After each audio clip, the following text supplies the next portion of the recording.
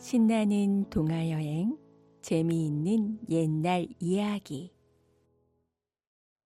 거짓말로 장가들기. 옛날 어느 마을에 부자 영감이 살았는데 딸만 하나를 두었습니다. 부자 영감은 똑똑한 사위를 얻고 싶어서 동네방네 이런 방을 붙였어요.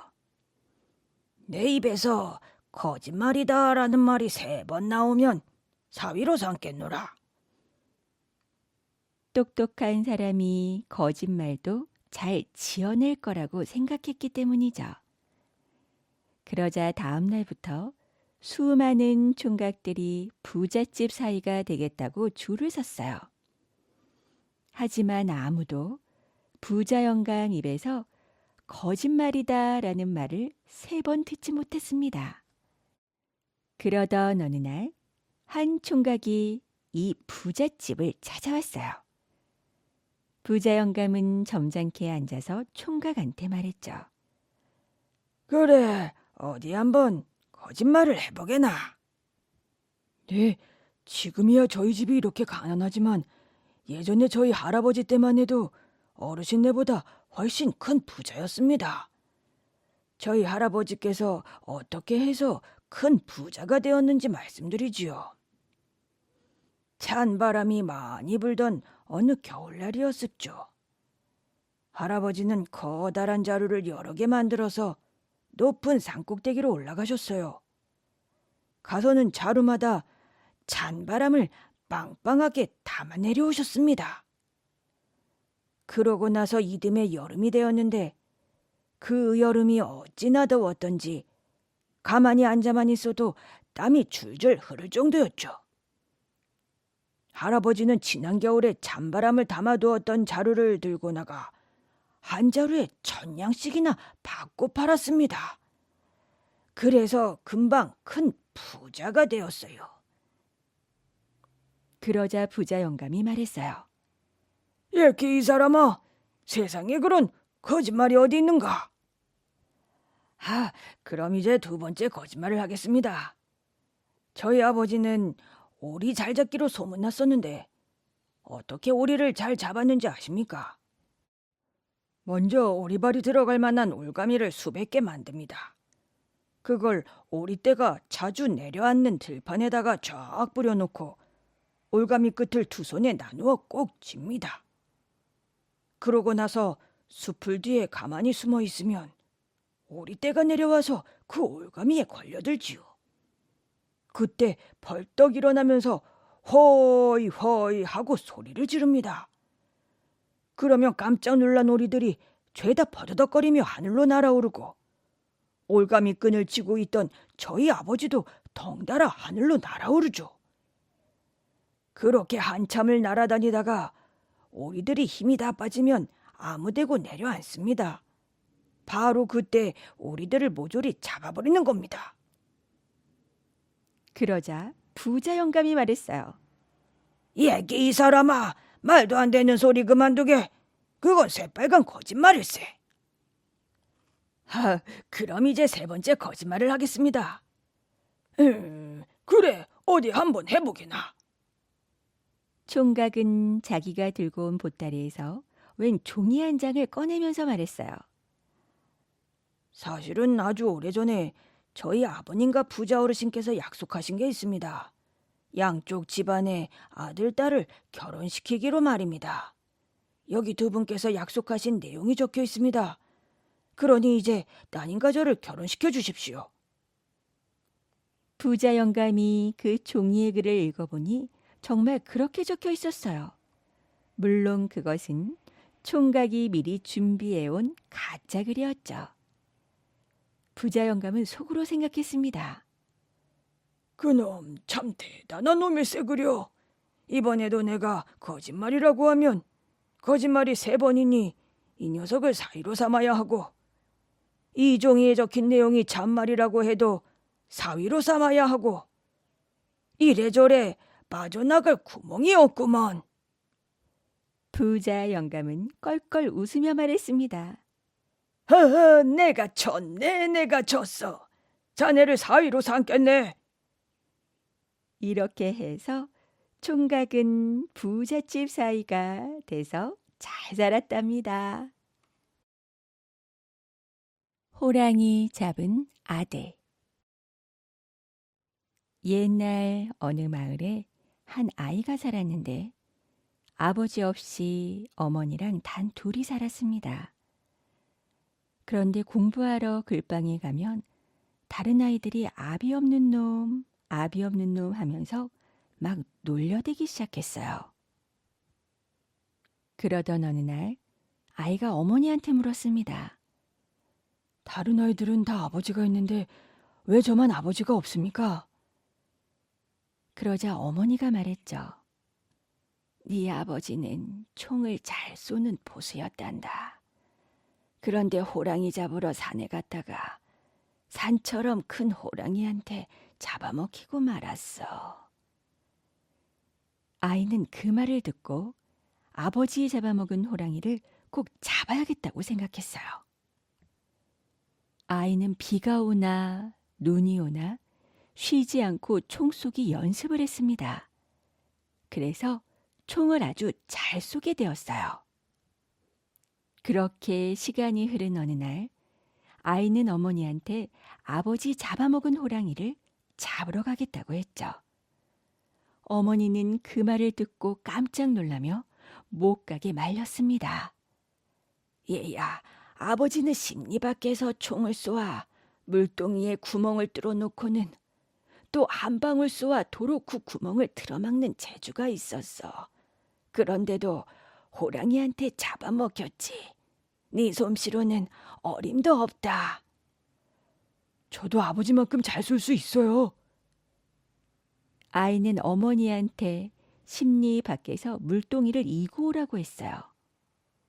그리고 총을 쏘아 물동이에 구멍을 뚫더니 또 한 방울을 쏘아 총알로 그 구멍을 콕 막아버렸습니다. 아니, 언제 이렇게 실력을 키웠느냐? 아이는 이제 호랑이를 잡으러 가겠다고 했어요. 하지만 어머니는 고개를 회해 저으며 또 못 가게 말렸죠. 얘야, 아버지는 심리 밖에 있는 나뭇잎에 바늘을 매달아 놓고 총알이 바늘구멍으로 지나가게 하는 재주가 있었어. 그런데도 호랑이한테 잡아먹혔지. 내 솜씨로는 어림도 없다. 어머니, 저도 아버지만큼 잘 쏠 수 있어요. 이번에도 아이는 어머니한테 심리 밖에 있는 나뭇잎에 바늘을 매달아 놓으라고 했습니다. 그리고 아이가 총을 쏘았더니 글쎄 총알이 바늘구멍으로 휑 지나가지 뭐예요. 좋다. 가거라. 부디 몸 조심해서 살아서 돌아와야 한다. 그렇게 해서 아이는 한 고개 넘고 두 고개 넘고 작은 고개, 큰 고개도 넘어서 깊고 깊은 산속으로 자꾸만 들어갔어요. 그렇게 몇 날 며칠을 가다 보니 작은 오두막집이 하나 나왔습니다. 오두막집에는 어떤 할머니가 살고 있었어요.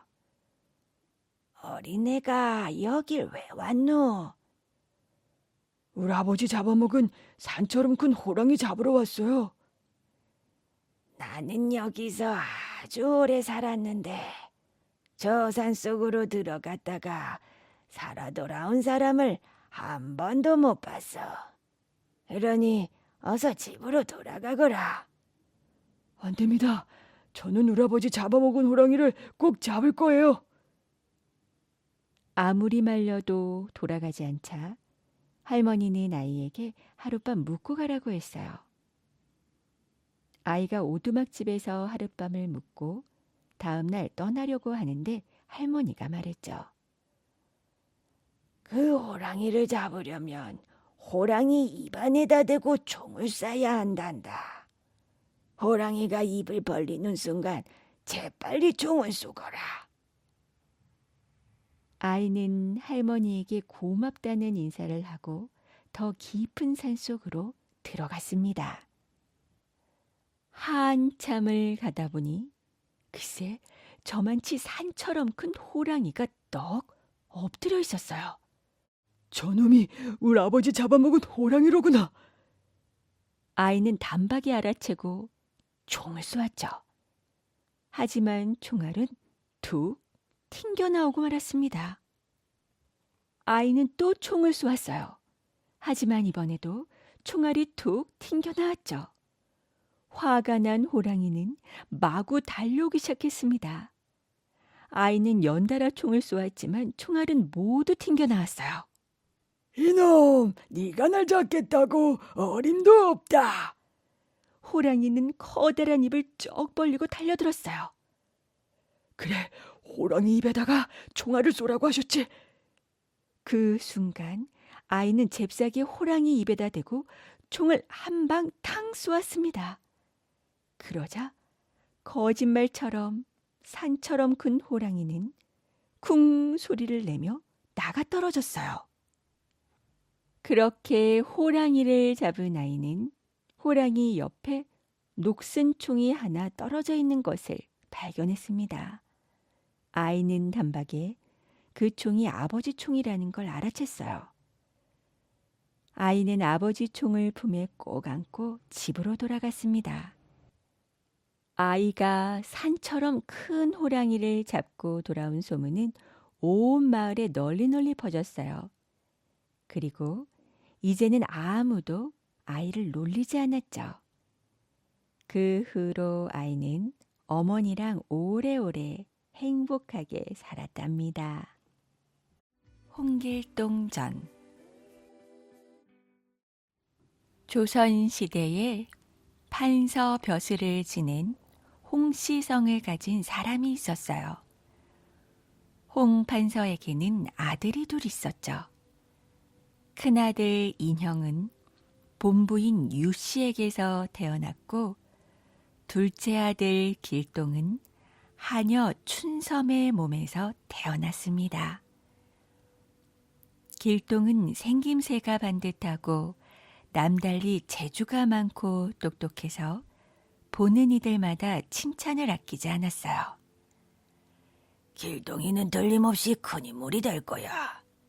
춘섬이가 길동이를 가졌을 때 용이 하늘로 올라가는 꿈을 꾸었다는데. 하지만 길동은 그런 칭찬을 들을 때마다 오히려 가슴이 아팠어요. 그 시대에는 본부인이 아닌 다른 여자의 몸에서 태어난 아이는 아무리 똑똑해도 벼슬을 할 수 없었습니다. 어느 달 밝은 가을밤이었어요.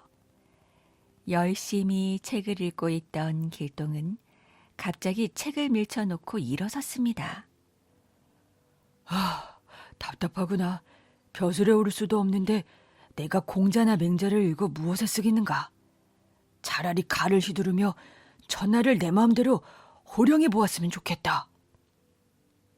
밖으로 뛰어나가는 길동의 손에는 칼 한 자루가 쥐어져 있었어요. 달빛이 대낮같이 밝은 가운데 길동은 손에 쥔 칼을 힘차게 휘둘렀죠.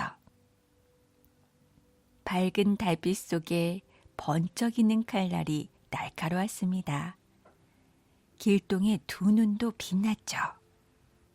그 후로 길동은 무술에 대한 책을 읽기도 하고 혼자 궁리도 해가며 칼 쓰는 법을 익혔어요. 드디어 이제는 더 이상 혼자서 배울 것이 없을 정도가 되었습니다. 그 무렵 홍판서 댁에는 길동의 어머니 춘선 말고 홍판서의 사랑을 받는 또 한 여자가 있었어요. 초란이라는 그 여자는 성질이 고약하고 제 비위에 거슬리는 일만 있으면 홍판서에게 일러 바치곤 했죠. 아들이 없던 초란은 특히 길동과 그의 어머니 춘섬을 아주 미워했습니다. 그러던 어느 날 초란은 몰래 무당을 불러 동꾸러미를 던져주고 길동을 없앨 방법을 의논했어요. 좋은 수가 있기는 하는데. 그 다음 날 무당은 홍판서 댁을 찾아왔습니다. 안녕하십니까, 대감마님.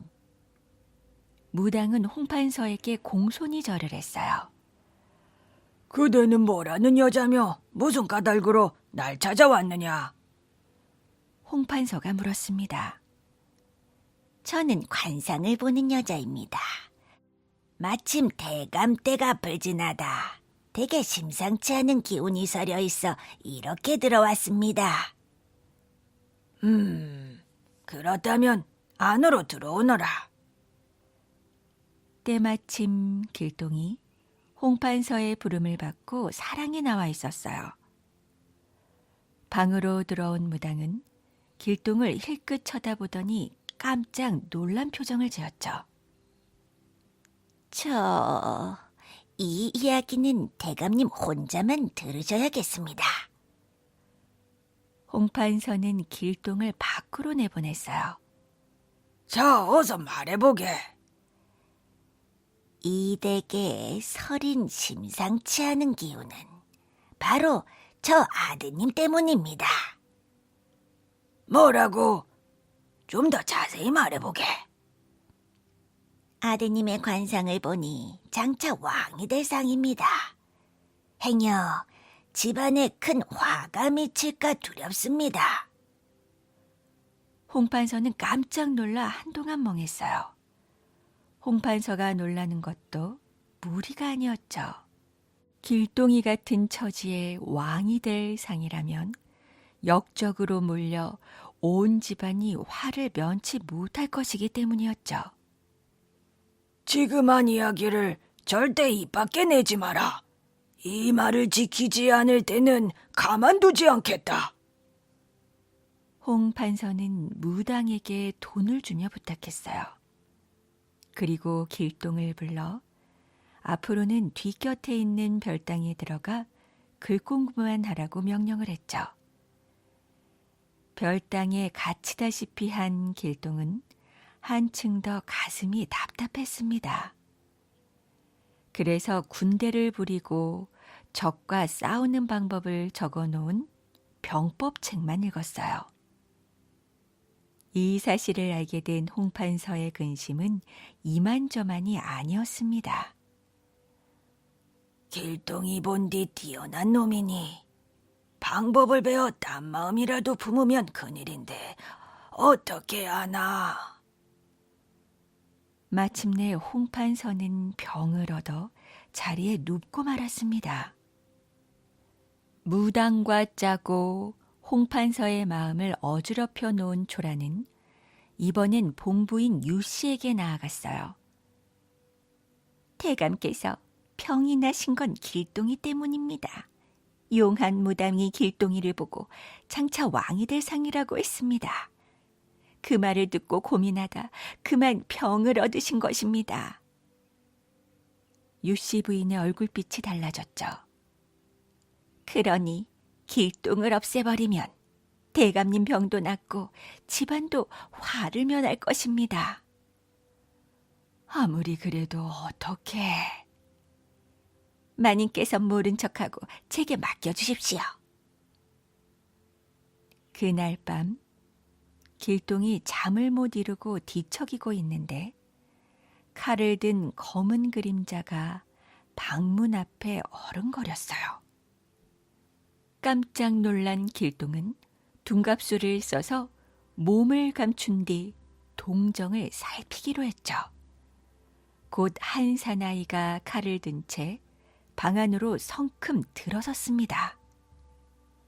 길동이 눈을 지그시 감고 무엇인가를 열심히 외우자 갑자기 바람이 일더니 길동이 누워있던 집은 온데간데 없고 깊은 산중으로 변했어요. 길동을 죽이라는 초란의 명을 받고 온 특제는 이 기이한 일에 몹시 놀랐습니다. 이놈, 무슨 일로 나를 죽이려 했느냐? 길동의 호통에 특제는 모든 것을 털어놓았죠.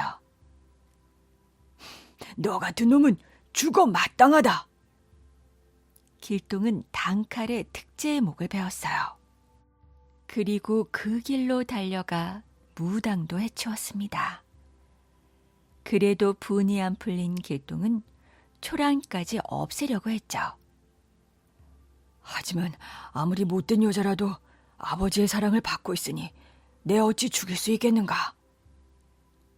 생각을 고쳐먹은 길동은 홍판서와 어머니 춘섬에게 작별 인사를 하고 집을 떠났습니다. 길동이 떠난 후 비로소 사정을 알게 된 홍판서는 초란을 내쫓아 버렸어요. 길동은 정처 없이 떠돌아다니다 어느 산속 마을에 이르렀죠. 산길 옆 큰 바위 밑에 이상하게 생긴 돌문이 있어 밀고 들어가 보니 험상궂게 생긴 사나이들이 앞을 가로막았습니다. 당신은 누구요? 어디서 왔어? 사나이들은 길동을 수상쩍은 눈으로 훑어보며 물었어요. 길동이 집을 떠나오게 된 사정을 이야기하자 첫눈에 만만치 않은 인물임을 알아차렸던 사나이들은 반색을 했습니다. 그만하면 우리 동지가 될 자격이 충분하구려. 그곳은 바로 도둑의 소굴이었습니다. 우리 세상에서는 무엇보다 힘이 제일이니까 어디 저기 있는 돌을 한번 들어보시오.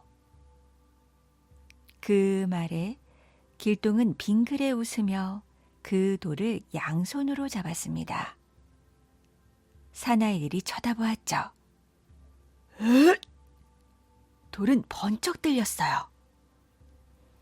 무게가 1000근이나 되는 큰 돌을 힘 하나 안 들이고 번쩍 드는 것을 보고 도둑들은 모두 감탄해서 입을 다물지 못했습니다. 과연 장사로다. 우리는 이 돌을 들기는커녕 움직일 수조차 없는데. 도둑들은 즉시 길동을 높은 자리에 앉히고 그 앞에 무릎을 꿇었습니다. 우리 중 가장 힘센 사람을 두목으로 삼기로 했으니 부디 우리의 두목이 되어 주십시오.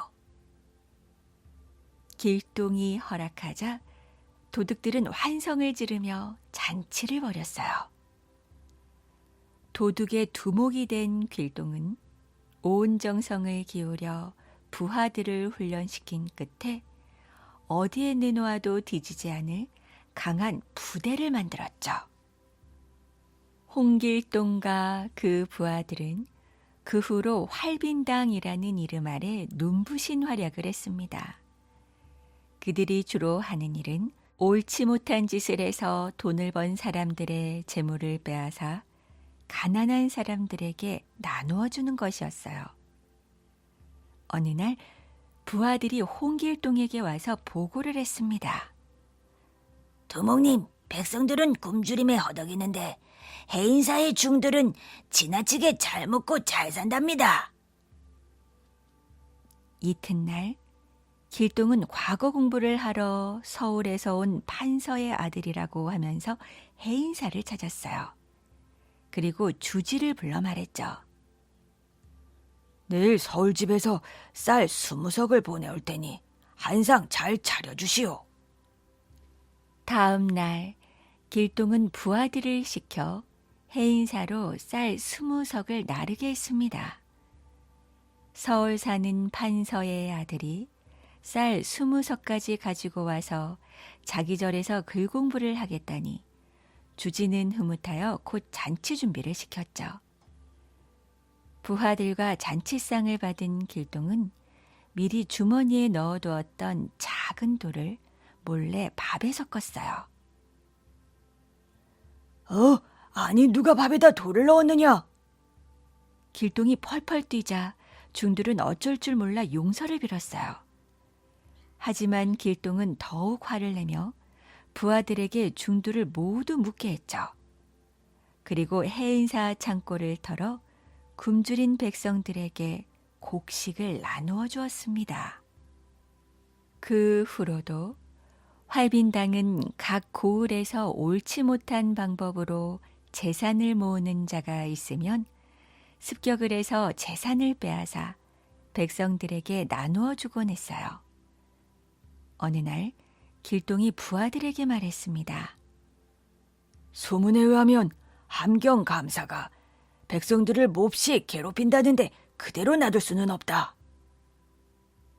길동의 눈은 정의감에 빛났습니다. 다음 날 밤 길동과 부하들은 함경 가명 안으로 숨어들었어요. 이날도 함경 감사는 백성들에게서 빼앗은 재물로 잔치를 벌이고 있었죠. 잔치가 한창일 때 길동과 부하들이 뛰어들어 잔치상을 뒤엎고 함경 감사를 무릎 꿇렸습니다. 이렇게 홍길동이 곳곳에서 활약을 하자 나라에서는 큰 걱정을 했어요. 홍길동이란 놈의 행동을 보니 아무래도 사람이 아니라 귀신인 듯하구나. 그대들 중에 그놈의 신분을 알고 있는 사람은 없는가? 임금님이 묻자 한 신하가 아뢰었습니다. 홍길동은 홍판서의 소실이 낳은 아들로 병조 좌랑 홍인영의 배다른 동생입니다. 임금님은 몹시 노하여 홍판서를 잡아 가두게 하고 인형을 잡아오라고 했습니다. 오늘부터 1년 동안 너를 경상감사에 명한다. 책임지고 홍길동을 잡아들이도록 하라. 임금님이 인형에게 명령을 내렸어요. 동생을 잡아들이라니 인형으로선 참으로 난처했으나 임금님의 명을 거역할 수는 없었습니다. 인형은 자수를 권하는 글을 곳곳에 써붙게 한 다음 길동이 나타나기만 기다리고 있었어요. 그러던 어느 날 마침내 홍길동이 나타났습니다. 형님, 저 길동이옵니다. 길동아, 잘 왔다. 임금님께 가서 용서를 빌고 죗값을 달게 받도록 해라. 인형은 가슴이 아팠으나 길동을 꽁꽁 묶어 대궐로 데리고 갔어요. 그런데 이게 어찌된 일일까요? 전국 팔도에서 똑같이 생긴 홍길동이 잡혀와 있었던 것입니다. 아니, 어느 녀석이 진짜 홍길동이냐? 그러자 8명이 서로 제가 진짜 홍길동이라고 나섰죠. 소인이옵니다. 아닙니다. 바로 소인이 홍길동입니다. 이거 정말 알 수 없는 일이로구나. 임금님을 비롯해서 모두들 어리둥절해하고 있는데 8명 중 하나가 말했어요. 저는 비록 도둑이지만 선량한 백성의 재물을 훔친 적은 없습니다. 다만 백성의 피를 빨아 부귀영화를 누리는 나쁜 벼슬아치들을 혼내주었을 뿐입니다. 앞으로 10년 후면 이 나라를 떠날 테니 너무 염려하지 마십시오. 그 말이 끝나자 8명의 홍길동의 모습이 갑자기 사라져버렸어요. 그런 일이 있은 다음 홍길동과 그 부하들은 더욱 활발하게 움직였죠. 홍길동이 나타났던 곳에는 가난한 사람들에게 양식이 생겼습니다. 그 무렵 홍길동은 전국 곳곳에 만약 임금님이 자기를 병조판서에 임명한다면 벼슬아치들을 혼내주는 일을 그만두겠다는 글을 써붙였어요. 계집종의 몸에서 태어난 천한 신분으로 감히 병조판서를 꿈꾸다니. 신하들은 말도 안 된다고 펄쩍대었죠. 하지만 아무리 애를 써도 홍길동이 잡히지 않자 임금님은 마침내 그 소원대로 해주기로 했습니다. 임금님은 홍길동을 병조판서에 임명한다는 글을 서울 내성문에 붙이게 했어요. 신하들은 홍길동이 병조판서가 되었다는 것이 아무래도 못마땅했습니다. 그래서 머리를 맞대고 생각을 짜내어 길동이 임금님을 뵙기 위해 대궐에 나타나면 일시에 달려들어 죽이기로 했죠. 제 아무리 날뛰는 홍길동이라도 이번에는 꼼짝 못하겠지. 이렇게 신하들이 벼르고 있을 때 이상한 일이 일어났어요. 홍길동이 구름을 타고 대궐로 날아왔던 것입니다. 아니, 이럴 수가. 과연 홍길동이군. 신하들이 놀라고 감탄하는 가운데 구름에서 뛰어내린 홍길동은 임금님께 절을 했습니다. 천하게 태어나 서름도 많았는데 그 한을 풀어주셨으니 이제 더 이상 바랄 것이 없습니다. 지난날 약속드린 10년이 지났으니 소인과 소인의 부하들은 이 나라를 떠나 멀리 가겠습니다. 홍길동은 다시 구름을 타고 부하들이 기다리는 소굴로 돌아갔어요. 부하들은 칼싸움 연습에 열중하고 있었죠. 잠깐 모두 멈추고 내 얘기를 들으라. 홍길동은 부하들을 모아놓고 앞으로의 일을 의논했습니다. 나라 안에는 이제 나쁜 벼슬아치도 거의 없어지고 또 끼니를 굽는 가난한 사람도 찾아보기 힘들게 되었다. 그러니 우리가 할 일은 모두 끝난 셈이다. 부하들은 조용히 입을 다문 채 길동의 다음 말을 기다렸습니다. 지금까지 우리가 한 일은 아무리 좋은 일이라고 해도 나라의 법을 어겼으니 죄인임에는 틀림없다. 우리 모두 저 바다 건너 큰 섬에 가서 우리끼리 살기 좋은 나라를 만들어 보자. 어떠냐? 좋습니다. 부하들은 손뼉을 치며 찬성했어요. 홍길동은 부하들을 거느리고 서강 나루터에서 배를 탔어요. 긴 항해 끝에 그들은 율도국이라는 곳에 이르렀죠. 주변의 나쁜 무리들을 모두 없애고 홍길동은 율도국의 왕이 되었습니다. 홍길동과 그의 부하들은 열심히 농사를 지어 율도국을 지상의 낙원으로 만들었어요. 그러던 어느 날 길동은 아버지 홍판서가 돌아가셨다는 소식을 들었죠. 길동은 슬픔을 안고 오랜만에 고국으로 돌아갔습니다. 아버지 장례를 치른 후 길동은 어머니에게 그동안 자신이 이루어 놓은 일들을 이야기했어요. 늙은 어머니는 너무 기뻐 눈물을 흘렸죠. 과연 내 아들이로구나. 장하다. 길동은 어머니와 함께 아버지의 시신을 율도국으로 모시고 그의 형을 율도국으로 초청하여 오래도록 행복하게 살았답니다. 울산 바위 이야기. 먼 옛날 하느님이 우리나라 강원도 땅을 살펴보다 그곳에 세상에서 가장 아름다운 산을 하나 만들어야겠다고 마음먹었어요. 아름다운 산을 만들려면 깊은 골짜기도 많고 나무도 많아야겠지만 무엇보다 잘생긴 봉우리와 바위가 많아야겠지. 이렇게 생각한 하느님은 바위로 이루어진 봉우리 1만 2천 개를 모아서 산을 만들기로 했습니다. 금강산이란 이름도 미리 정해두었죠. 이윽고 하느님은 전국 팔도에 다음과 같은 포고령을 내렸어요.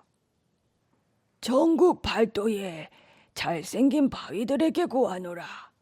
1만 2천 개의 바위 봉우리를 모아 세상에서 가장 아름다운 금강산을 만들려고 한다.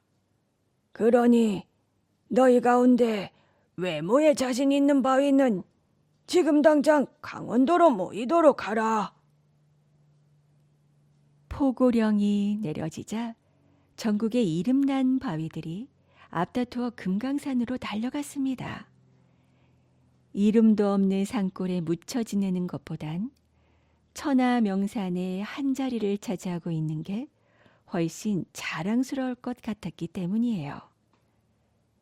그 무렵 경상도 울산에서 가장 유명한 울산바위도 부푼 꿈을 안고 금강산을 향해 길을 떠났죠.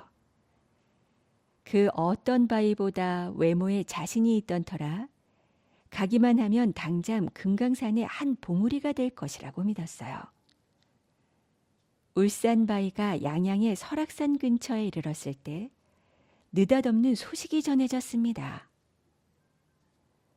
이미 1만 2천 봉이 전부 모여 금강산이다 만들어졌다네. 울산바위는 땅이 꺼져라 한숨을 내쉬었습니다. 한 발 늦었구나. 참으로 억울하다. 이제 어쩌면 좋지? 그냥 돌아가면 친구들이 손가락질하며 놀릴 텐데. 울산바위는 이러지도 못하고 저러지도 못한 채 고민에 빠졌죠. 그런데 가만 보니 설악산도 금강산 못지않게 빼어난 명산이었어요. 그래, 좋다. 금강산 대신 설악산에 자리를 잡자. 이렇게 마음먹은 울산바위는 그대로 설악산으로 들어가 눌러앉았습니다. 울산바위가 설악산에 자리를 잡았다는 소식은 금세 전국으로 퍼져나갔어요. 그러자 울산 관아의 사또가 기발한 생각을 떠올렸죠. 강원도 양양 관아를 찾아가 우리 울산바위를 얻었으니 그에 대한 세금을 내라고 해야겠어. 울산에서 가장 잘생긴 바위를 공짜로 줄 수야 없지. 울산 사또는 벼슬아치를 이끌고 강원도 양양 관아로 찾아갔어요. 양양 사또가 어인일인가 하여 울산 사또를 안채로 모셨죠. 울산 사또가 말했습니다. 처음 뵙겠소이다. 울산 관아를 맡고 있는 제가 오늘 사또를 찾아온 것은 이 고을 설악산에 있는 바위 때문입니다. 설악산의 바위라니요. 그게 무슨 말씀이요? 설악산의 흔들바위 뒤쪽에 웅장하고 잘생긴 바위를 모르십니까?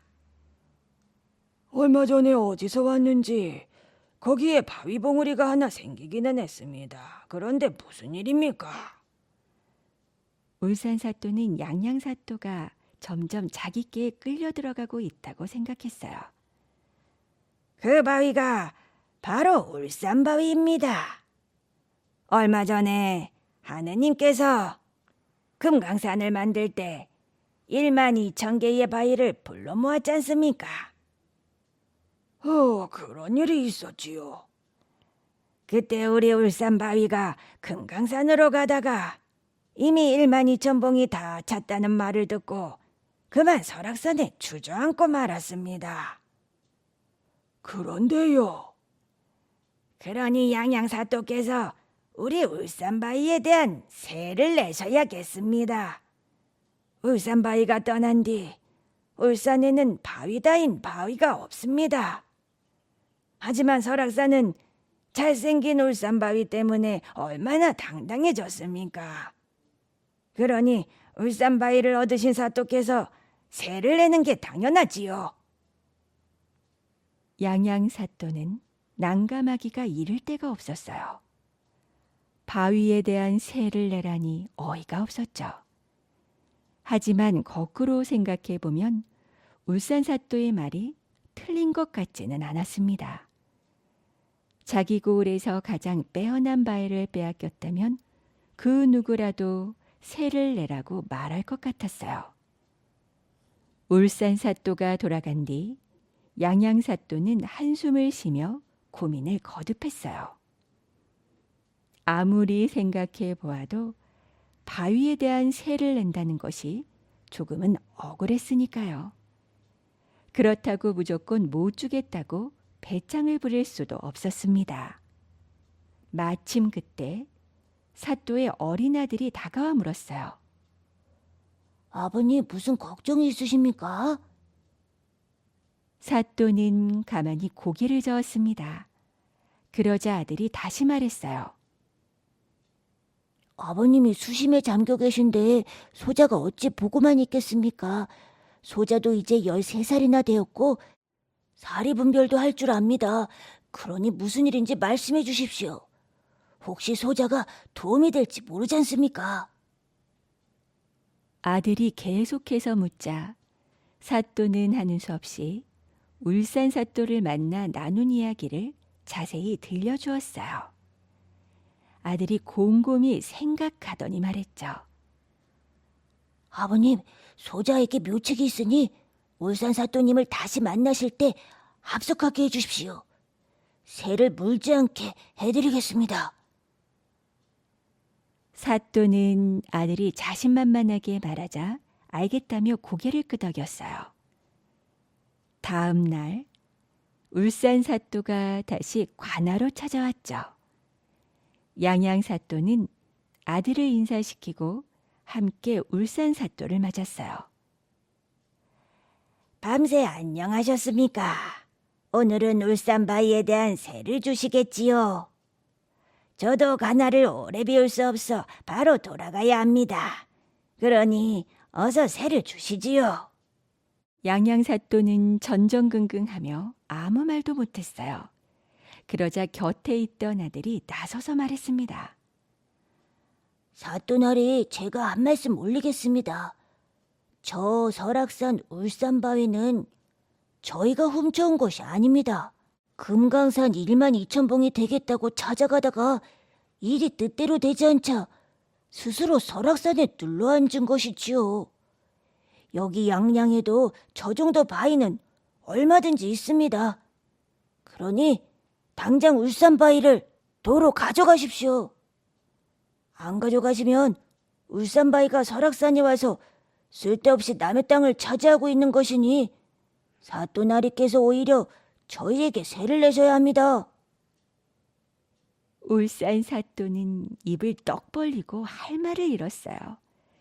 그 거대한 바위 봉우리를 어떻게 울산으로 가져간단 말이에요. 그야말로 혹 때려왔다가 오히려 혹만 붙인 꼴이었죠. 울산 사또는 헛기침을 하더니 슬그머니 일어나 도망치듯 관아를 빠져나갔습니다. 울산바위는 이런 사연을 가지고 지금까지 설악산에 머물게 되었답니다. 하늘이 내린 돌종. 손수는 신라 흥덕왕 때의 사람입니다. 그는 가난하고 평범한 백성으로 서라벌 모량리에 살았어요. 손수는 아내와 함께 남의 집 일을 해주며 겨우겨우 살아갔습니다. 그러나 그런 일도 날마다 있는 것은 아니었어요. 손수는 하루하루 걱정이 그칠 날이 없었죠. 여보, 요즘은 일감이 없어서 큰일이에요. 그러게 말이오. 그래도 어머님끼니는 거르지 않고 챙겨드려야 할 텐데. 손수는 나이든 어머니를 잘 모시지 못하는 것이 늘 마음 아팠습니다. 손순 부부에게는 어린 아들이 하나 있었어요. 아이는 늘 할머니 음식을 빼앗아 먹었죠. 할머니 배고파요.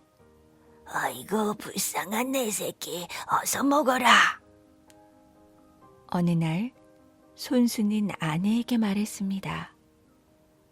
여보, 자식놈이 자꾸만 어머님 음식을 빼앗아 먹으니 어찌하면 좋겠소.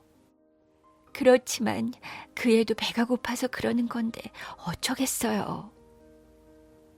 여보, 자식은 또 얻을 수 있지만 어머님은 2번 구할 수 없지 않겠소. 손수는 한숨을 내쉬며 아내에게 말했어요. 그대로 두었다가는 어머니가 계속 굶게 될 것 같았습니다. 그래서 마음을 모질게 먹고 이렇게 말했죠. 여보, 부모로서 할 말은 아니지만 저 녀석을 산에 묻고 어머님을 잘 모시도록 합시다. 결국 아내도 눈물을 흘리며 고개를 끄덕였습니다. 날이 밝자 손순과 아내는 아이를 업고 산으로 향했어요. 차마 떨어지지 않는 발걸음이었지만 점점 야위어가는 어머니를 생각하며 산길을 따라 천천히 걸음을 옮겼습니다. 손순 부부는 무거운 발걸음으로 계속 산을 올라갔어요. 어느새 산마루에 이르렀죠. 손순 부부는 눈물을 흘리며 마땅한 자리를 골라 아이를 묻을 구덩이를 팠습니다. 그런데 땅을 얼마쯤 파 내려가자 무엇인가가 삽끝에 부딪히는 것이었어요. 아니, 이게 뭐지? 땅을 좀 더 파내고 보니 놀랍게도 돌종이 있었죠. 아니, 그건 돌로 만든 종 아닌가요? 귀한 물건 같은데 왜 땅속에 있을까요? 글쎄 말이오, 참 희한한 일이구만. 손수는 서둘러 종을 꺼냈습니다. 그러고는 큰 나뭇가지에 걸고 쳐보았죠. 댕, 댕. 종소리가 산등성이를 따라 은은하게 울려 퍼졌습니다. 서라벌 전체로 퍼져나갈 것 같은 맑고 은은한 소리였어요. 부부는 종소리에 취해 한동안 말을 잃었죠. 아무 말 없이 종소리를 듣고 있던 손순의 아내가 먼저 입을 열었습니다. 여보, 땅속에서 귀한 돌종을 얻은 것도 우리 아이의 복이 아닐까요? 아무래도 아이를 땅에 묻으면 안 될 것 같아요. 그러자 손순이 반가운 얼굴로 말했어요. 나도 방금 그런 생각을 했소. 더 부지런히 일해서 우리 손으로 아이를 키웁시다. 손순 부부는 아이를 묻으려고 했던 마음을 고쳐먹었습니다. 아내는 아이를 업고 손수는 돌종을 지고 마을로 내려왔습니다. 그리고 가지고 온 종을 집 대들보에 매달아두고 종소리가 듣고 싶을 때마다 쳐보았죠. 그럴 때마다 은은한 종소리는 온 서라벌에 울려 퍼졌어요. 마침내 흥덕왕도 그 은은한 종소리를 듣게 되었습니다. 얼마 전부터 서쪽 들에서 한 번도 들어본 적이 없는 맑고 은은한 소리가 들려오는구려. 아마도 종소리 같은데 어디서 나는 소리인지 자세히 알아오도록 하시오. 예, 곧 알아보겠사옵니다. 신하들은 소리가 나는 곳을 찾아 궁궐을 나섰어요. 신하들은 종소리를 쫓아 마침내 손순의 집에 이르렀습니다. 그들은 손순 부부에게 다가가 물었어요. 그대들이 종을 친 사람들이요. 예, 그러합니다. 바로 여기 있는 돌종이옵니다. 손순은 신하들에게 돌종을 얻게 된 사연을 모두 말했습니다. 신하들은 손순의 말을 듣고 궁궐로 돌아갔습니다. 그러고는 흥덕왕에게 돌종에 대해 들은 대로 전했죠. 이야기를 듣고 난 흥덕왕은 몇 번이고 고개를 끄덕였어요. 옛날 중국 항나라 때 곽거라는 사람이 부모를 모시려고 아이를 땅에 묻으려고 하니 하늘에서 금솥을 내렸다고 하더니 지금 손순이 각거와 마찬가지로 아이를 묻으려고 하니 땅에서 돌종이 나왔어. 옛날과 지금의 효도가 같은 하늘 아래 똑같은 본보기가 되었구려. 흥덕왕의 말을 들은 신하들은 모두 감탄했습니다. 하늘도 알아준 손순의 갸륵한 요성을 어찌 모른 척할 수 있겠소. 흥덕왕은 손순에게 상을 내리기로 했습니다. 손순의 요성은 하늘도 감동시켰소. 그에게 집을 한 채 주고 해마다 별을 50석씩 주도록 하시오. 그리고 손순을 본받아 어버이에게 효도를 다하도록 하시오. 손순의 이야기가 온 나라 안에 퍼지자 여기저기에서 손순을 칭찬하는 소리가 그치지 않았답니다. 새 집을 상으로 받은 손순은 자신이 살던 옛집을 고쳐 절로 만들었어요. 절 이름은 효를 널리 알리는 절이라는 뜻으로 홍효사라고 지었죠. 그리고 그 절에 돌종을 걸어 놓았습니다. 여기저기에서 종을 보려는 사람들이 몰려들어 홍효사는 늘 북적거렸어요. 사람들은 하늘이 손순에게 내린 돌종을 보면서 부모를 정성껏 모셔야겠다고 생각했죠. 어느덧 손순도 나이가 들어 세상을 떠났습니다. 그 후로 세월이 흘러 진성여왕 때에 이르러서는 나라의 도적대가 들끓고 가뭄이 심해져 굶어 죽어가는 사람들이 많았습니다. 이렇게 혼란스러운 틈을 타 견훤이 일으킨 후백제의 군사가 신라에 쳐들어왔죠. 흥효사가 있는 모량리에도 후백제의 군사들이 몰려들었어요. 이렇게 해서 종은 사라지고 절만 남게 되었습니다. 그래서 지금은 그 돌종이 어디에 있는지 아무도 모른답니다.